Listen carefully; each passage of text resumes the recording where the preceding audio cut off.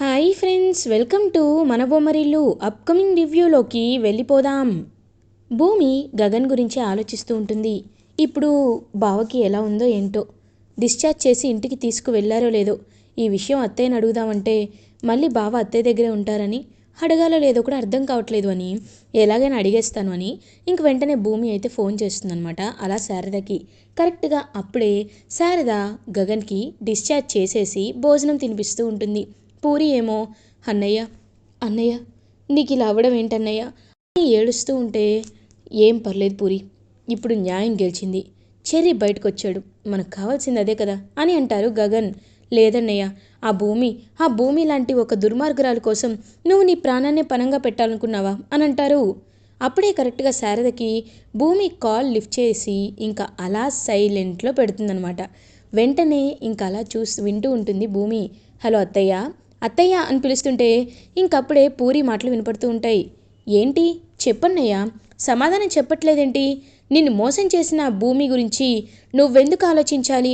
నీ ప్రాణాన్ని పరంగా పెట్టి ఎందుకు ఆ భూమిని కాపాడాలన్నయ్యా అని పూరి అడగగానే, పూరి, తను నన్ను మోసం చేయొచ్చు, తను నన్ను ద్వేషించవచ్చు, కానీ ఒక్కటి మాత్రం నిజం, చిన్నప్పుడు నేను తనకి జన్మనిచ్చాను, ప్రాణాన్ని ఇచ్చాను. వాళ్ళమ్మ శోభాచంద్ర గారు తనకి జన్మనిస్తే నేను తనకి పునర్జన్మనిచ్చాను. 5 ఏళ్ల వయసులోనే తనపై ఎంతో బాధ్యతగా ఉన్నాను. అలాంటి నేను ఇప్పుడు మళ్ళీ తన ప్రాణాన్ని కాపాడడానికి ఎందుకు ఎదురు వెళ్ళకూడదు?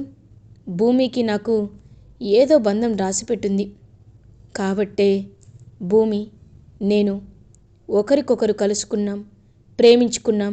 ఇప్పుడు కొన్ని కారణాల వల్ల విడిపోయాం, కానీ ఈ విడిపోవడం అనేది శాశ్వతం కాదేమోనని నా మనసు చెప్తుంది అని అంటారు గగన్. గగన్ మాటలకి భూమి ఎంతో అంటే ఎంతో హ్యాపీగా ఫీల్ అవుతుంది. బావ నా గురించి ఇంత పాజిటివ్గా ఆలోచిస్తున్నారా అని ఇంకా మురిసిపోతూ ఉంటుంది భూమి. అలా ఇంకా శారద పక్కకి వచ్చి, భూమి, వాడి మాటలు విన్నావు కదా అని అంటారు. విన్నానత్తయ్య, థ్యాంక్ యూ సో మచ్. బావకి నాపై ఇంకా మనసులో అంత ప్రేమ ఉందని మీరు తెలిసేలా చేశారు. I very very very thanks అత్తయ్య అని చెప్పి పాపం ఎంతో హ్యాపీగా ఫీల్ అవుతుంది భూమి. ఇంకప్పుడే కరెక్ట్గా భూమి దగ్గరికి శరత్ చంద్ర వస్తారు. శరత్ చంద్ర వచ్చి మాట్లాడుతూ ఉంటారు. అమ్మ భూమి, నీతో కొంచెం మాట్లాడాలి. రేపు ల్యాండ్ డాక్యుమెంట్స్పై నువ్వు సైన్ చేయాలి. అదే అక్కడ ఫ్యాక్టరీ కొన్నారు కదా, వాళ్ళ గురించే నీకు ఒక నిజం చెప్పాలి అనుకుంటున్నాను.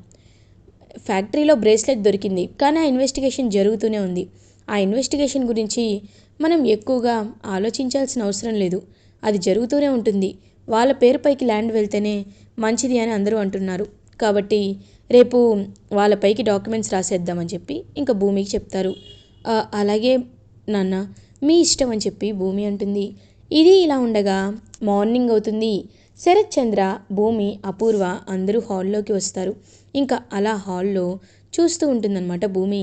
అప్పుడే ల్యాండ్ కొనుక్కున్న వాళ్ళు కూడా భూమి దగ్గరికి వస్తారు. వచ్చి, మేడం ఇదిగోండి సైన్ చేయండి అని ఇంకా అలా సైన్ చేయమని చెప్తారు. సో సైన్ అయితే చేద్దాం అనుకునే లోపు పెద్ద గాలి వస్తుంది. గాలి వచ్చి ఇంకా అంతా ఎగిరిపోతూ ఉంటుందన్నమాట. పేపర్స్ అన్నీ ఎగిరిపోతూ ఉంటాయి. కరెక్ట్గా అదే టైంకి ఇంకా అలా శోభాచంద్ర ఫోటో కూడా గాలికి ఊగిసలాడుతూ ఉంటుంది. ఒక్కసారిగా ఇంకా షాక్ అయిపోతుందన్నమాట భూమి. ఇంకలా చూస్తూ ఉంటుంది. నాన్న, ఎందుకో ఈ భూమి అమ్మకి అమ్మడం ఇష్టం లేదనుకుంటా, అందుకే మనకి ఇలా ఇలా సైగ చేసి చెప్తోంది. అయినా ఒక్కటి మాత్రం నిజం, అమ్మకి ఈ ల్యాండ్ అమ్మడం ఇష్టం లేదు. కాబట్టి నా మాట విన్నా అన్న, ఈ ల్యాండ్ అమ్మద్దు నాన్న అని ఇంకా భూమి అయితే చెప్తుంది.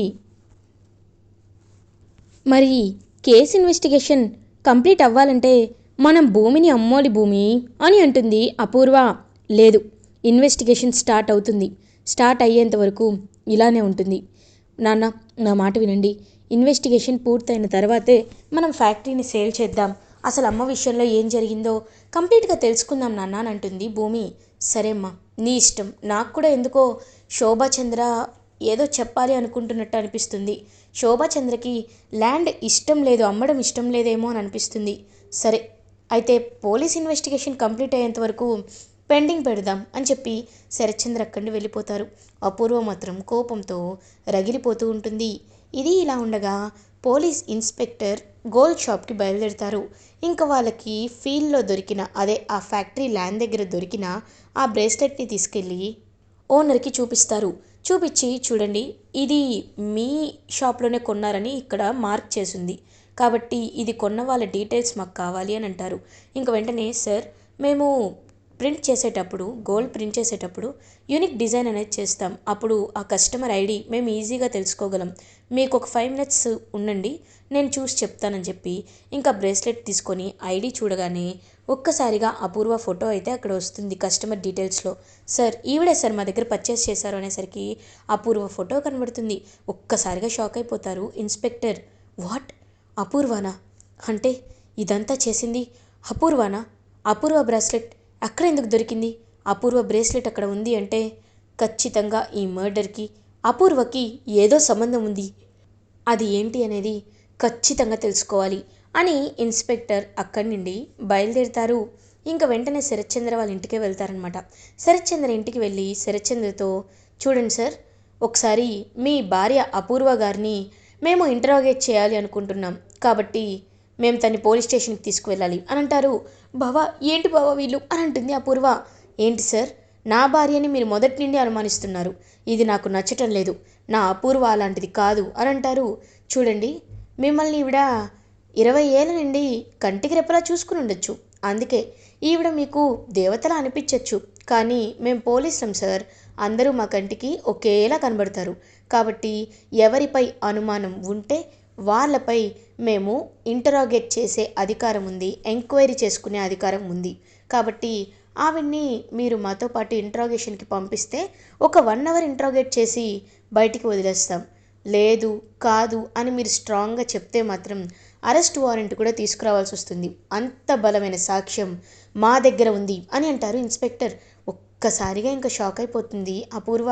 భూమి, కృష్ణప్రసాద్ ఎంతో అంటే ఎంతో హ్యాపీగా ఫీల్ అవుతారు. ఇంకలా భూమి అయితే హ్యాపీగా చూస్తూ ఉంటే శోభాచంద్ర ఫోటో కూడా ఎంతో హ్యాపీగా ఇంకలా చూస్తున్నట్టు అనిపిస్తుంది. అపూర్వని పోలీసులు అయితే ఇంట్రాగేషన్ కోసం తీసుకొని వెళ్తారు. ఇంకా అపూర్వ గడగడ వణుకుతూ ఉంటుంది. అప్పుడే కరెక్ట్గా ఇన్స్పెక్టర్, అపూర్వ గారు, 20 ఏళ్ళ క్రితం ఆ రోజు సాయంత్రం మీరు ఎక్కడున్నారు అని అడుగుతారు. ఆ రోజు మా శోభ అక్క నాట్యం చేసిన తర్వాత అని చెప్పి తడబడుతూ ఉంటుంది. ఎందుకు మేడం తడబడుతున్నారు? జరిగేదే చెప్పండి, ఊహించుకొని కాదు అని అంటారు. ఊహించుకొని నేనెందుకు చెప్తాను, జరిగేదే చెప్తున్నాను. అక్క ఏదో ఇంపార్టెంట్ పనిపై కారులో బయలుదేరింది, తర్వాత ఫ్యాక్టరీలో చనిపోయి కనబడింది అని అంటారు. అవునా?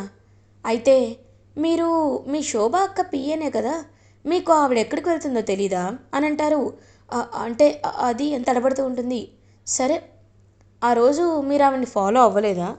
అసలు ఆవిడ ఎక్కడికి వెళ్ళిందో మీరు వెళ్ళలేదా? వెళ్ళకపోతే ఇది మీ బ్రేస్లెట్టే కదా, మీ బ్రేస్లెట్టే అక్కడ ఎందుకు దొరికింది అని అంటారు. లేదు లేదు ఇన్స్పెక్టర్ గారు, ఇది నా బ్రేస్లెట్ కాదు, ఇది ఇది అప్పట్లో నా నా అని నేను ఆగిపోతుంది. మీ ఏ మీకు ఎవరైనా పని వాళ్ళు ఉన్నారా? అప్పటికి మీరే పిఏ, అప్పుడు మీ కింద కూడా ఒక వర్కర్ ఉంటారా చెప్పండి అని అంటారు. ఇంక వెంటనే అపూర్వ అలా సైలెంట్గా ఉంటుంది. నా పేరుపై నా కజిన్ తీసుకుంది అని అంటారు. ఆవిడ పేరేంటి? ఆవిడెక్కడుంటుంది? ఆవిడ ఆ రోజు స్పాట్లో ఉందా? సీసీటీవీస్ కూడా మా దగ్గర ఉన్నాయి, చూపించమంటారా అని అంటారు. ఇంకా అపూర్వ కోపంగా చూస్తుంది. చూడండి, ఈ బ్రేస్లెట్ మీదే, అలాగే శోభాచంద్ర గారి చావుకి కూడా మీరే సంబంధం ఉంది అని తెలిస్తే మాత్రం మిమ్మల్ని ఊరుకోను అపూర్వ గారు. ఎంత పెద్దవాళ్ళైనా, ఎంత పెద్ద ప్లాన్ వేసినా మిమ్మల్ని జైల్లో కూర్చోపెట్టకపోతే నేను పోలీసుడినే కాదు అని గట్టిగా చెప్తాడు. ఇంకా అపూర్వ అలా గడగడ వణికిపోతూ ఉంటుంది. ఇంకా అలా అపూర్వ అయితే బయటికి వస్తుంది. అప్పుడే ఇన్స్పెక్టర్, సార్, ఎందుకు సార్ తన్ని వదిలేశారు అని కానిస్టేబుల్ అడిగితే, ఈ బ్రేస్లెట్ నాది కాదు అని ఎలా చెప్పిందో అలా ఒక సాక్ష్యం కూడా ఆవిడ క్రియేట్ చేస్తుంది రంగా, అందుకే ఆవిడ్ని పట్టుకుంటే చాలా బలమైన సాక్ష్యాలతోనే పట్టుకోవాలి. ఇది ఇలా ఉండగా అపూర్వ అటు ఇటు తిరుగుతూ ఆలోచిస్తూ ఉంటే నక్షత్ర అపూర్వ దగ్గరికి వస్తుంది. ఏంటి మమ్మీ, ఏం ఆలోచిస్తున్నావు అని అడుగుతారు. లేదు, ఆ ఇన్స్పెక్టర్ నాకు మరీ దగ్గర వరకు వచ్చేశాడు, నన్ను కనిపెట్టడానికి వాడు ఇంచు దూరంలో ఉన్నాడు, కాబట్టే ఇప్పుడు నన్ను నేను ఎలా కాపాడుకోవాలని ఆలోచిస్తున్నాను అని అంటారు. ఏముంది మమ్మీ, వాడిని వేపిచ్చేద్దాం అని అంటారు. బేబీ, అనుకున్నంత ఈజీ అనుకున్నావా? ఒకప్పుడు కూడా ఇలాగే ఒకడు పైకి పోయాడు, ఇప్పుడు కూడా ఒకడు పైకి పోయాడు అని తెలిసిందంటే మీ డాడీకి ఖచ్చితంగా అనుమానం వస్తుంది, ఆ సూర్యకు కూడా అనుమానం వస్తుంది. ఖచ్చితంగా మనం అనుకోకుండానే మన గురించి మనమే క్లూ ఇచ్చినట్టు అవుతుంది. కాబట్టి నేను చెప్పేది నువ్వు జాగ్రత్తగా విను బేబీ. అలా జరగడం కరెక్ట్ కాదు. వాడిని ఎలా అయినా లాక్ చేయాలి, వాడికి పిచ్చెక్కేలా చేయాలి, వాడు ఇంకా కేస్ని టేకప్ చెయ్యకుండా చెయ్యాలి అని చాలా గట్టిగా ఫిక్స్ అయిపోతుంది అపూర్వ. ఇది ఇలా ఉండగా మార్నింగ్ అవుతుంది. భూమి ఇంకలా గగన్ వాళ్ళ ఇంటికైతే బయలుదేరుతుంది. గగన్ ఏమో అలా ఇంకా కళ్ళు తెచ్చి చూసేసరికి భూమి కనబడుతుంది. బావా, నీకోసం ఫ్రూట్ జ్యూస్ చేశా అని అంటారు. ఏయ్, నువ్వెందుకు వచ్చావు అని అడుగుతారు. అయ్యో, భర్తకి బాగోపోతే సేవలు చేయడానికి నేను వచ్చాను అని అంటారు. నువ్వు నా భార్యవి కాదని చెప్పాను కదా. సరే చెప్పావు, చిన్నప్పుడు నువ్వు నన్ను కాపాడినా సిరిమువ్వగా అయినా నీ రుణం తీర్చుకునే అవకాశం నాకు ఇవ్వు బావా అని అంటుంది భూమి. ఇంక వెంటనే గగన్ భూమి కళ్ళల్లోకి చూస్తూ ఉంటారు. భూమి ఏమో గగన్ కళ్ళల్లోకి చూస్తూ ఉంటుంది. అప్పుడే కరెక్ట్గా తారా అండ్ ధ్రువ ఇద్దరు గగన్ కోసం ఇంటికి వస్తారు. గగన్ అలా ఇంకా భూమి ఇద్దరు ఒకరినొకరు చూసుకోవడం చూసి తారా ఒక్కసారిగా షాక్ అయిపోతుంది. వెంటనే భూమి దగ్గరికి వెళ్ళి, హేయ్, నువ్వెందుకు వచ్చావు అని అడుగుతారు. నువ్వెందుకు వచ్చావు అని అంటుంది. నేను గగన్ గారి కోసం వచ్చాను అని అంటారు. నేను కూడా నా బావ కోసమే వచ్చాను అని అంటుంది. అయినా నీకే హక్కు లేదు, ఇప్పుడు గగన్ నిన్ను భార్యగా అనుకోవటం లేదు కదా అని అంటారు. భార్యగా వచ్చానని నేను చెప్పట్లేదే అని అంటారు. భార్యగా వచ్చానని చెప్పట్లేదా? మరెలా వచ్చావు? ఆత్మగానా దెయ్యంగానా అని అంటుంది. కాదు, ఆయన సిరిమువ్వగా వచ్చాను అని అంటుంది Bhoomi. What, Sirimuvva? What nonsense is this అని అంటారు ధ్రువ. మీకు మా కథ తెలీదు, తెలిస్తే మీరు ఇలా మాట్లాడరు. అత్తయ్య, మీరేనే చెప్పండి అత్తయ్య అని అంటారు. ఇంకా వెంటనే పాపం శారద చెప్పడం అయితే స్టార్ట్ చేస్తుంది. ఇంకలా భూమి పుట్టినప్పుడే తన్ని డస్ట్బిన్లో, అప్పుడు గగన్ తన్ని చూసి తనకి హ్యాపీగా పాపం పాప అని ముద్దు చేసి, ఇలా కొంతమంది రౌడీలు తరవడం వల్ల పాపని వదిలేస్తే తనే పెరిగి పెద్దయి భూమి అవ్వడం, తన కోసం ఎవ్రీ ఇయర్ వెతకడం, బట్ తను ఎక్కడుందో తెలియకపోవడం, అండ్ తనే భూమి అని తెలుసుకోవడం, ఇదంతా మొత్తం దట్ వీల్ అంతా చెప్తారనమాట స్టోరీ మొత్తం. శారద ఒక్కసారిగా తార అయితే షాక్లో ఉండిపోతుంది. ఇలాంటివి కేవలం సినిమాల్లో మాత్రమే విన్నాం, అయినా భూమినే సినిమా అనడానికి గ్యారంటీ ఏముంది? గ్యారంటీ ఏం లేదు కదా అని అంటారనమాట. తారా, ఎందుకు లేదు? మా ప్రేమే దానికి సాక్ష్యం. చిన్నప్పుడే బావ నా కోసమని, నేను మా బావ కోసమని రాసి పెట్టేసింది. మధ్యలో ఎంతమంది వచ్చినా మమ్మల్ని ఇంచు కూడా విడతీయలేరు. అర్థమైందా? బావా, జ్యూస్ తాగేసావు కదా, సరే నేను వెళ్తాను అని భూమి ఇంకా అలా బయలుదేరి వెళ్ళిపోతుంది. తారా ఏమో, ఏంటత్తయ్య మీరు, మీకు కొంచెం కూడా బుద్ధి లేదా? తన్ని ఎందుకు లోపలికి రానిచ్చారు అనేసరికి గగన్, తారా, ఏంటి ఎక్కువగా మాట్లాడుతున్నావు? కొంచెం కూడా అమ్మ అంటే రెస్పెక్ట్ లేదా? చిన్నప్పటి నుండి నీకు అమ్మ నాన్న లేరని చెప్పావు కదా, అలాంటప్పుడు మా అమ్మలోనే మీ అమ్మని కూడా చూసుకోవాలి, కానీ బుద్ధి లేదా అని అడుగుతావా అని అంటారు గగన్. ఐఎమ్ సారీ గగన్ గారు, నేను ఆ ఉద్దేశంతో అనలేదు.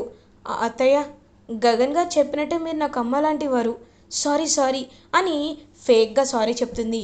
ఇంకా శారద ఏం మాట్లాడకుండా అక్కడి నుండి వెళ్ళిపోతుంది. వాట్ ఎవర్ ఇట్ ఈస్, ఎందుకు వచ్చారు అని అడుగుతారు. అదేంటి బావగారు, మీకు ఇంత పెద్ద గాయమైంది, ఇంటికి రాకుండా ఎందుకుంటాం అని అంటారు. చూడండి, ఒక్కటి చెప్తున్నాను, నాకు మా అమ్మ అన్న చెల్లన్న ప్రాణం. వాళ్ళకి ఏ చిన్న హానిగా జరిగినా, వాళ్ళపై ఎవ్వరు కోప్పడినా నేను ఇలాగే రియాక్ట్ అవుతాను. తారా చేసింది నాకు నచ్చలేదు అని అంటారు. అయ్యో, ఇంకా కోప్పడుతున్నారేంటి, నేను మానేశాను కదా అని ఇంకా తారా అక్కడి నుండి వెళ్ళిపోతుంది. అలా ఇంకా భూమి గగన్ ఇద్దరు పాపం వెళ్ళిపోతున్న భూమి వైపు గగన్ చూస్తూ ఉండిపోతాడు. ఇటువైపు ఏమో అపూర్వ ఎలా అయినా ఆ ఇన్స్పెక్టర్కి బుద్ధి చెప్పాలి అని ఒక సెలైన్ అయితే రాసి పెడుతుందనమాట, లైక్ ఒక ఆయింట్మెంట్ అనేది. ఇప్పుడు ఈ సీరంని వాడిలోకి ఇంజెక్ట్ చేస్తే వాడికి రాత్రికి రాత్రే మతిస్థిమితం పోతుంది. అప్పుడు అప్పుడు వాడు కేసు టేకప్ చేయడానికి ఇన్నెలిజిబుల్ అవుతాడు కదా, మేడ మీద నుండి పడిపోయి పిచ్చి పట్టిందని చెప్పొచ్చులే అని చెప్పి ఇంకలా సీరంని అయితే కొనిపెట్టి టైం చూసినప్పుడు వాడాలి అని డిసైడ్ అవుతుంది అపూర్వ. ఇలా ఎపిసోడ్ ఎండ్ అవుతుంది. ఫర్దర్ ఎపిసోడ్ రివ్యూస్ ముందుగా మీకు కావాలి అనుకుంటే మా ఛానల్ని సబ్స్క్రైబ్ చేసుకోండి. Thanks for watching.